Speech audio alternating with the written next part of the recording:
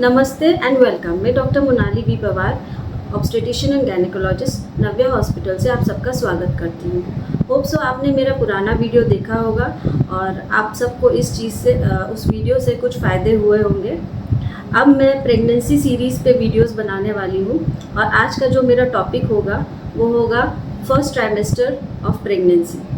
तो पहले बात तो प्रेगनेंसी जो है वो 9 मंथ्स की होती है और जो 9 मंथ्स का पीरियड है उसको हम 3 हिस्सों में डिवाइड करते हैं।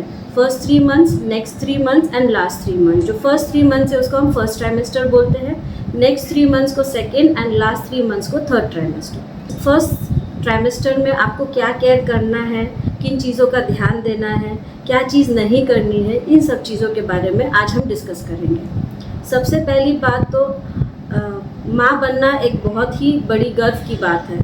तो अगर कभी भी आपका पीरियड मिस हो जाए, 4-5 दिन ही ऊपर हो जाए, तो आपको तुरंत यूपीटी किट से अपना टेस्ट करवा लेना चाहिए, ना कि आप 2 मंथ्स या 3 मंथ्स वेट करें और फिर आप चेक करिए।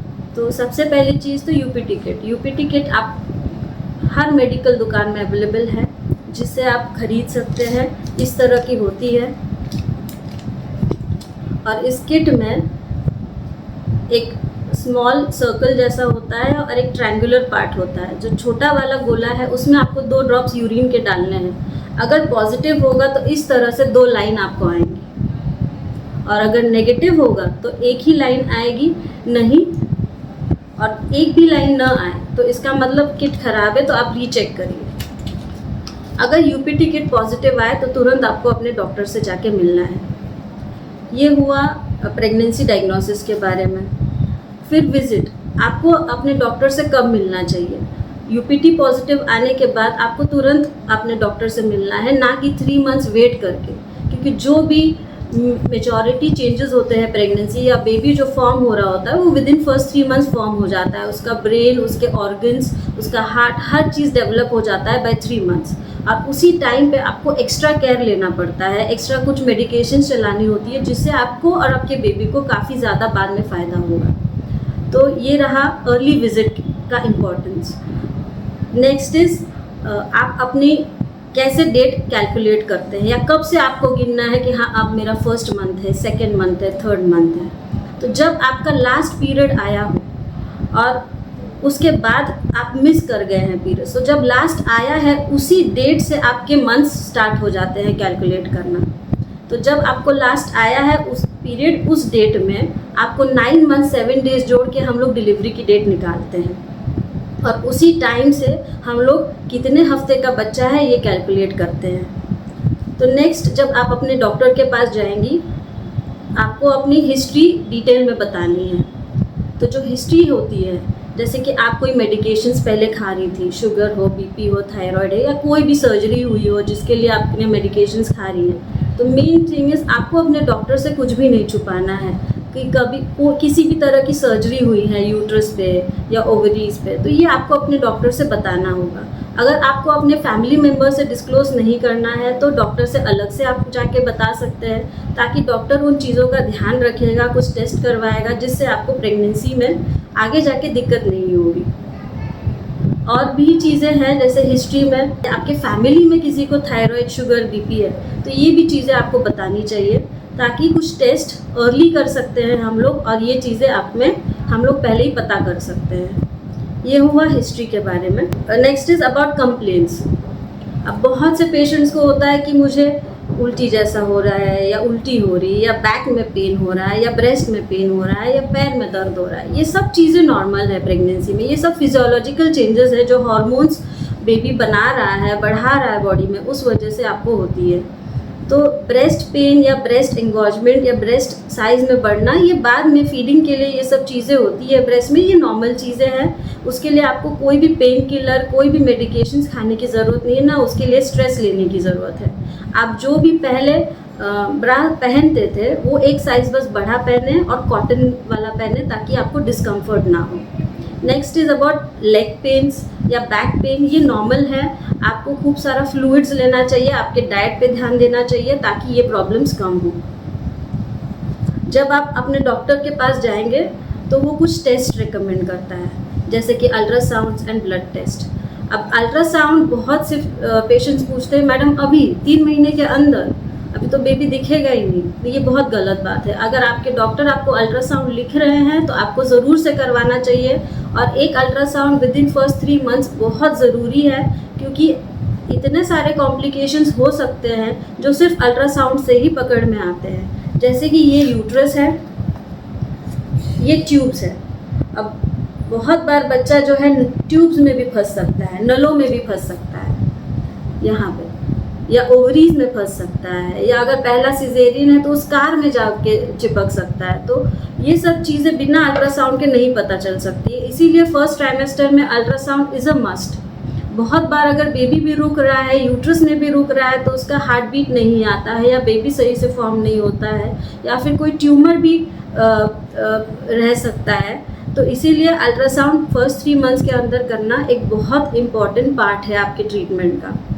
इन्वेस्टिगेशंस में ब्लड टेस्ट में haemoglobin, thyroid, sugar, viral markers, और अगर आपकी कोई फैमिली हिस्ट्री है किसी और कॉम्प्लिकेशंस की तो वो वाले टेस्ट आपके डॉक्टर ऐड ऑन करेंगे।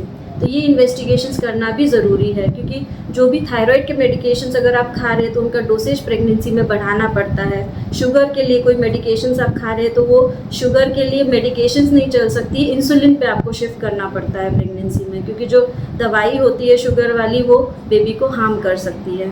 अगर आप कोई दौरे के लिए दवाई खा रहे हैं तो वो दवाइयाँ आपको चेंज करनी पड़ती है प्रेगनेंसी में, ताकि बेबी को हार्म ना हो। तो इसीलिए ये जो भी आपकी हिस्ट्री है वो डॉक्टर को बताना बहुत ज़्यादा ज़रूरी है, ताकि डॉक्टर अपना ट्रीटमेंट उस वे में चेंज कर सकता है। ये हो गया इन्वेस्टिगेशंस और अल्ट्रासाउंड के बारे में। Next is about medications. अब बहुत से पेशेंट्स बोलते हैं कि मैडम ज़्यादा दवाई मत लिखिए। तो ज़्यादा दवाई तो हम खुद ही नहीं लिखना चाहते हैं, लेकिन एक मेडिकेशन जो आपको ज़रूरी से लेनी है प्रेगनेंसी में वो है फॉलिक एसिड, जो बेबी के ब्रेन और स्पाइनल कॉर्ड की ग्रोथ के लिए बहुत ज़रूरी है। बाकी जो भी मेडिकेशंस होती है वो आपके प्रॉब्लम्स के अनुसार डॉक्टर लिखता है। अगर वो उल्टी हो रही है तो वॉमिटिंग के लिए, गैस बन रहा है तो एंटासिड्स लिखे जाते हैं, और अगर आपको दूसरा कोई प्रॉब्लम जैसे कॉन्स्टिपेशन कॉमनली होता है प्रेगनेंसी में तो कॉन्स्टिपेशन के लिए भी डॉक्टर सिरप लिख देते हैं। अगर आपको कोई हिस्ट्री है अबॉर्शंस की, या अभी इस प्रेगनेंसी में आपको ब्लीडिंग हो रहा है या पेन हो रहा है, तो उस हिसाब से doctor hormonal medications add on करते हैं। तो मेन एक मेडिकेशन जो ज़रूरी है अनकॉम्प्लिकेटेड प्रेगनेंसी में वो है फॉलिक एसिड, जो आपको ज़रूर से लेना है फर्स्ट 3 मंथ्स में। It is a must. ये नेक्स्ट अबाउट डाइट। अब काफ़ी लोग आते हैं बोलते हैं मैडम क्या खाना है क्या नहीं खाना है। आपको जो भी हेल्दी फूड है आप सब खा सकते हैं। फ्रूट्स, पानी 15 ग्लासेस पर डे, फ्रूट्स लीजिए, ड्राई फ्रूट्स है, ग्रीन लीफी वेजिटेबल्स है, सब आप खा सकते हैं। ऐड ऑन नॉनवेज भी लोगों को मन में डाउट रहता है खा सकते हैं नहीं, वो भी आप ज़रूर से खा सकते हैं, लेकिन हाँ बाहर का ना खाएं क्योंकि वो इतना वेल कुक्ड नहीं होता है। घर में well cooked non vegetarian food आप खा सकते हैं। नेक्स्ट डाउट होता है about exercise. Exercise, mild form of exercise like walking, stretching, yoga, ये सब आप कर सकते हैं। घर में जो भी काम है वो आप कर सकते हैं। बस कुछ भारी सामान ज़्यादा उठाना ये सब नहीं करना है, क्योंकि बहुत ज़्यादा प्रेशर से वजह से कभी कभी ब्लीडिंग वगैरह हो सकता है। स्लीप, हाँ प्रेगनेंसी में नींद शुरुआत में ज़्यादा आती है तो दोपहर में 1 घंटा 2 घंटा सो लिया, इट्स फाइन। वर्क, हाँ अगर आप वर्किंग वूमेन हैं आप डेफिनेटली अपना वर्क कंटिन्यू करिए। आपको रेस्ट करने की कोई ज़रूरत नहीं है, या वर्क से हॉलीडे लेने की भी कोई ज़रूरत नहीं है। Next is addiction. अगर आप को किसी फॉर्म का एडिक्शन है लाइक टबैको, अल्कोहल, तो आप प्लीज़ उसको बंद करिए। कोई ड्रग्स आप खा रही है तो विदाउट आप डॉक्टर के परमिशन का आप नहीं ले सकती है। मेडिकल में जाके कोई भी पेन किलर्स या कोई भी ऑन द टॉप मेडिकेशंस आपको नहीं लेना चाहिए। कोई भी मेडिकेशंस आप खा रही है आप अपने डॉक्टर से पूछ के ही खाइएगा। और चाय और कॉफ़ी, बहुत लोगों को एडिक्टेड होता है चाय कॉफ़ी को, तो चाय भी आप पी सकते हैं, कॉफ़ी भी आप पी सकते हैं, लेकिन एक लिमिटेड अमाउंट में। 2 कप्स ऑफ कॉफ़ी और टी इज़ फाइन एक दिन में। Next is about intercourse. तो प्रेगनेंसी में फर्स्ट 3 मंथ्स में वो भी कॉन्ट्राइंडिकेटेड नहीं है। आप सेक्सुअल इंटरकॉर्स रह सकते हैं, साथ में रह सकते हैं।